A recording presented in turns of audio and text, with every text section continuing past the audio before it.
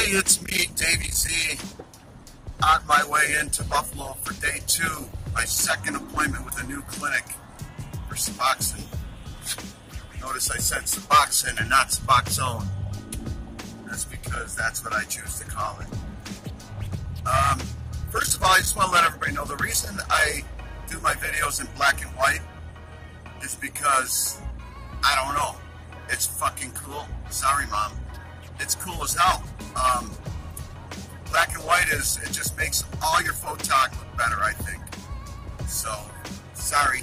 I'll do a few colored ones eventually, but I like the black and white ones. It's called Nor, actually, on my YouTube.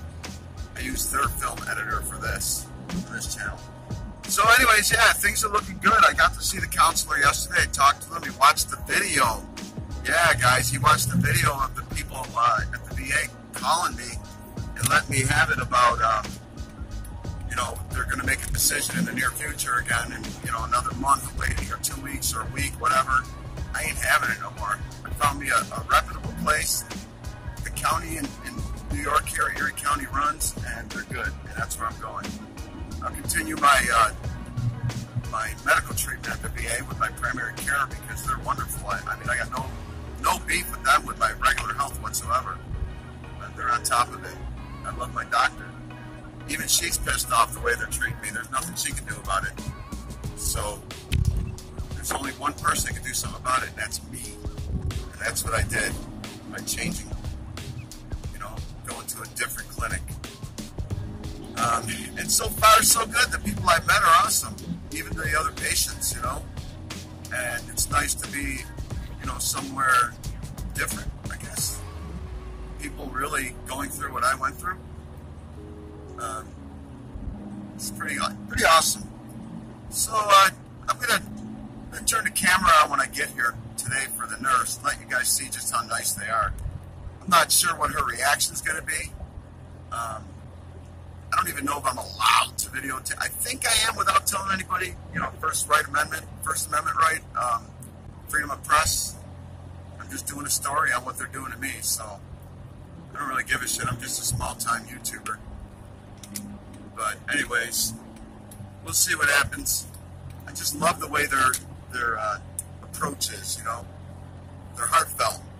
They're not like all about the law. I mean, they're all about the law. Don't get me wrong. They do what's within their legal ramifications, their legal rights as a doctor, as a clinic, whatever, what have you, as well as showing a lot of concern. And that makes I don't care what anybody says, if you're an addict and people show compassion, just the slightest bit of compassion, somehow it makes you feel a little better. I'm lucky with my support system. I can't brag enough about what I have. I have my wife, my mom, all 4 of my adult children, my grandchildren that are old enough to understand, several friends, my bandmates. I let loose on them and let them know what I'm going through. People needed to know, certain people that I trust and care about and love deeply as friends and family members. They need to know, and you people need to know. It does me good to talk on YouTube about it. So I'm not in a group setting right now, and not that I'm any different in a group setting. I speak, man. I love going to the meetings. I hope people get something out of what I went through. I just missed my damn exit. Son of a bitch. Oh, I'm so stupid. Arg! Alrighty. We're going to get over and get off, and otherwise I'm going to wind up in Rochester, and I don't want to go to Rochester. Son of a bitch. How did I do this?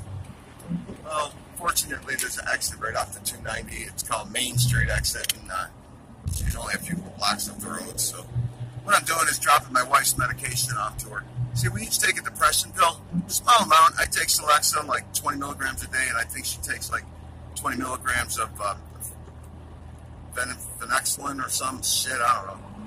And we both call it our crazy pill.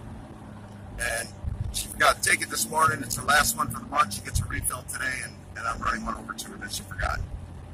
Nothing worse than a withdrawal from anything, man. I don't care what it is. See, with these mental illness pills or depression pills, whatever you want to call them, if you don't get them within a certain amount of time, you start getting brain singers. Not withdrawals like you get from opiates, it's like electric shocks to your brain, and it's annoying. I guess it can be dangerous. You can have a stroke from it, especially people our age in our late 50s. So I'm getting off at Main Street East, just taking a little loop around is all I'm doing. Sorry, honey. I could probably get right back on and get off there. No, Cleveland Drive doesn't have an exit going that direction, so I have to go around. You know, there's a book from the 60s called, well, my sister Lisa found it in a library when we were back in the 60s, late 60s. She was like 7 and I was like 9. And it was called Dumb Stupid David. The story of Dumb Stupid David and his sister Lisa. I swear to God, I'm sure you can find it on Google still, but or on Amazon or something. But I always thought that was cool. Dumb Stupid David, with the story of a dumb stupid boy with his sister Lisa, and that's my sister's name, Lisa. You hear me say my sisters, but I never talk about them that much because I don't know how crazy they are about YouTube. But my sisters are Evelyn. She lives in Colorado. She's been in the Denver area for 40 years now, 50 years, 41 years, I think. She's turning 60 this month. Then there's Kathleen. She's in Phoenix, and she's turning 59. Then there's Lisa, who's a few years younger than I am. She's 55, I think, this month. And then me, 56. Then we have an older brother, a half-brother, Tim. He's 66 in September. Our father had a wife before he met our mom, and they had a child, and he was taken away. And then I found him in the 80s because I knew I had a brother, and I wanted to find him. One stinking phone call, and I found him. But it worked out, and now we're brothers, and, you know, I've known him more than half my life, so. I was like 26 when I met him, so it's been about 30, almost 31 years. I love him to death. He's my brother, you know. I mean, you hear me talking, my brother Pat, my late brother Pat, he was my best friend. See, I got like 5 best friends. I can never pinpoint one person. And all my best friends, except for 3 of them, are gone now. It sucks. One of them was a member of my family, my cousin Dan. He accidental suicide with a gun accident. I don't want to talk about that. That bothers me still, but I miss him a lot. My brother Pat, my buddy there, he died from a heart problem. It's pretty sad. Great guy, I miss him. He was supposed to go flying with me. So now I have his helmet, and I modified it with a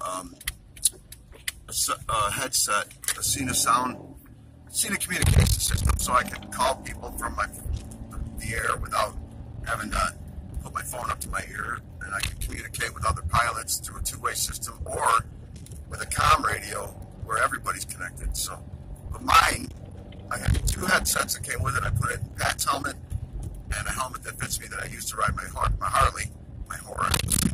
Harley, and I made them both communication helmets. So. It's pretty cool. It's like a walkie-talkie set with helmets, and you can communicate with other people.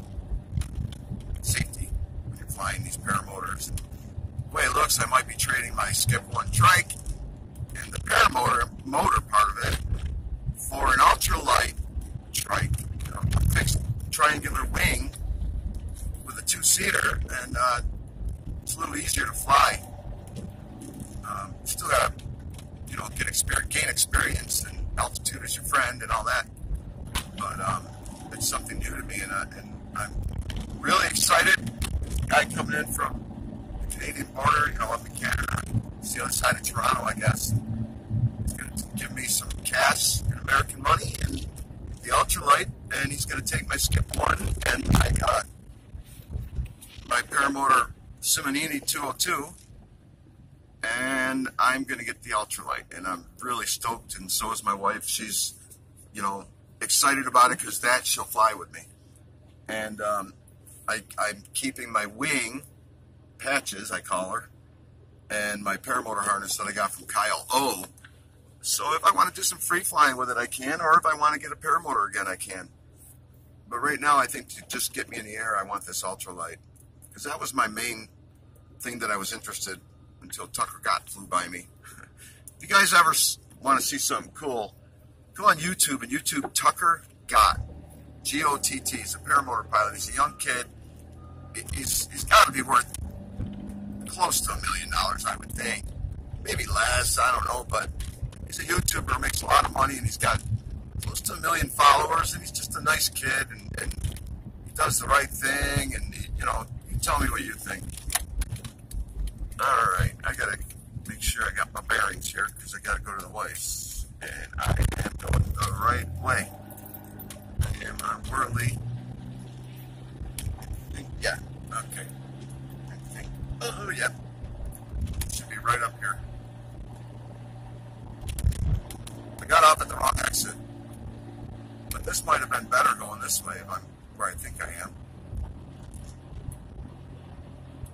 Or am I not there? No, not there yet.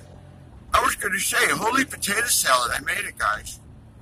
In our shows, in our gigs, we do comedy routines. So eventually I'm going to be able to get that on video for you guys and let you see a nice set of our comedic music.